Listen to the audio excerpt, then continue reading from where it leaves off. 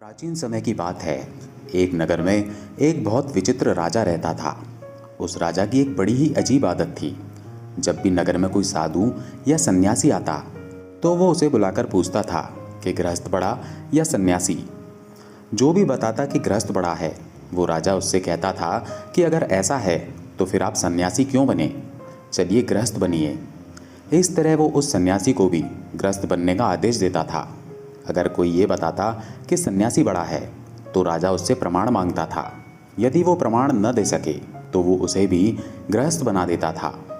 इस तरह कई संत आए और उन्हें सन्यासी से गृहस्थ बनना पड़ा।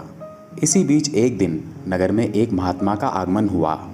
उसे भी राजा ने बुलाया और आदतन अपना वही पुराना प्रश्न पूछा, गृहस्थ बड़ा या सन्यासी। महात्मा बोले, राजन, न तो गृहस्थ बड़ा है न ही सन्यासी। जो अपने धर्म का पालन करे वही बड़ा है। राजा बोला, चलो अच्छी बात है, लेकिन क्या आप अपने कथन को सत्य सिद्ध कर सकते हैं? महात्मा ने कहा, अवश्य, इसके लिए आपको मेरे साथ चलना होगा। राजा महात्मा के साथ चलने के लिए तैयार हो गया। दूसरे ही दिन दोनों घूमते घूमते दूसरे राज्य निकल गए। उस राज्य में राजकन्या का स्वयंवर हो रहा था। दूर दूर के राजा राजकुमार आए हुए थे। बड़े ही विशाल उत्सव का आयोजन किया गया था। राजा और महात्मा दोनों उस उत्सव में शामिल हो गए। स्वयंवर का शुभारंभ हुआ। राजकन्या दरबार में उपस्थित हुई। वो बड़ी ही रूपवती और सुंदर थी। सभी राजा और राजकुमार स्तब्ध होकर उसे देख रहे थे और मन ही मन उसे पाने की कामना कर रहे थे। राजकन्या के पिता का कोई उत्तराधिकारी नहीं था, इसलिए महाराज राजकन्या द्वारा स्वयंवरित राजकुमार को ही अपने राज्य का उत्तराधिकारी घोषित करने वाला था। राजकुमारी अपनी सखियों के साथ राजाओं के बीच घूमने लगी। वहां उपस्थित सभी राजाओं को देखने के पश्चात उसे कोई पसंद नहीं आया। राजा निराश होने लगे। राजकुमारी के पिता भी सोचने लगे कि स्वयंवर व्यर्थ ही जाएगा, क्योंकि राजकुमारी को तो कोई वर पसंद ही नहीं आया। तभी वहां एक तेजस्वी युवक सन्यासी का आगमन हुआ। सूर्य के समान उसका चेहरा कांति से चमक रहा था। तभी राजकुमारी की दृष्टि उस युवा सन्यासी पर पड़ी। देखते ही राजकुमारी ने अपनी वरमाला उसके गले में पहना दी। अचानक हुए इस स्वागत से वो युवा सन्यासी अचंभित और आश्चर्यचकित हो गया। उसने तुरंत वस्तु स्थिति को समझा और तत्क्षण उस माला को अपने गले से निकालते हुए कहा, हे देवी, क्या तुझे दिखाई नहीं देता? मैं एक सन्यासी हूँ। मुझसे विवाह के बारे में सोचना तेरी भूल है। तभी राजा ने सोचा, लगता है ये कोई भिखारी है जो विवाह करने से डर रहा है। उन्होंने अपनी घोषणा दोबारा दोहराई, हे युवक, क्या तुम्हें पता भी है, मेरी पुत्री से विवाह करने के बाद तुम इस संपूर्ण राज्य के मालिक हो जाओगे। क्या फिर भी तुम मेरी पुत्री का परित्याग करोगे? सन्यासी बोला, राजन, मैं सन्यासी हूँ और विवाह करना मेरा धर्म नहीं है। आप अपनी पुत्री के लिए कोई अन्य वर देखिए। इतना कहकर वो वहाँ से चला गया। किंतु वो युवक राजकुमारी के मन में बस चुका था। उसने भी प्रतिज्ञा की कि मैं विवाह करूंगी तो उसी से, अन्यथा अपने प्राण त्याग दूंगी। इतना कहकर वो भी उसके पीछे पीछे चली गई। वो राजा और महात्मा जो ये वृतांत देख रहे थे, उनमें से महात्मा ने कहा, चलो हम भी उनके पीछे चलकर देखते हैं कि क्या परिणाम होता है। वो दोनों भी राजकुमारी के पीछे पीछे चलने लगे। चलते चलते वो एक घने जंगल में पहुंच गए। तभी वो युवा सन्यासी तो कहीं अदृश्य हो गया और राजकुमारी अकेली रह गई। घने जंगल में किसी को न देख राजकुमारी व्याकुल हो उठी।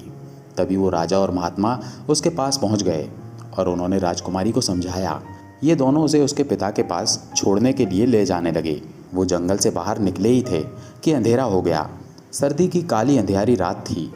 भटकते भटकते ये तीनों एक गांव में पहुंचे। वे गांव के चौपाल पर जाकर बैठ गए। बहुत सारे लोग वहां से गुजरे, लेकिन किसी ने इन ठंड से ठिठुरते मुसाफिरों का हाल तक नहीं पूछा। तभी वहां से एक किसान गुजरा। वो अपनी पत्नी और बच्चों के साथ खेत से घर जा रहा था। उसने देखा कि वो तीनों ठंड से ठिठुर रहे हैं। वो उनके पास गया और पूछताछ की तो महात्मा ने बताया कि वे भटके हुए मुसाफिर हैं। किसान बोला, हे अतिथि देव, अगर आप चाहें तो आज रात मेरे घर ठहर सकते हैं। वो उनको घर ले गया, भोजन की पूछी और भोजन करवाया। उस दिन उनके घर में ज़्यादा अनाज नहीं था, अतः किसान और उसकी पत्नी ने अपने हिस्से का भोजन अतिथियों को करवा दिया और स्वयं भूखे ही सो गए। सुबह हुई। राजकन्या को उसके पिता के पास छोड़कर राजा और सन्यासी दोनों वापस अपने नगर को चल दिए। महात्मा ने राजा से कहा, देखा राजा, राज करने और राज्य को छोड़ने वाला वो सन्यासी अपनी जगह बड़ा है, और हमारे अतिथि सत्कार के लिए स्वयं भूखा सोने वाला वो गृहस्थ किसान अपनी जगह बड़ा है। एक तरफ सन्यासी ने राज वैभव और रमणी का तनिक भी मोह न करके अपने धर्म का पालन किया है, इसलिए वो निश्चय ही महान है।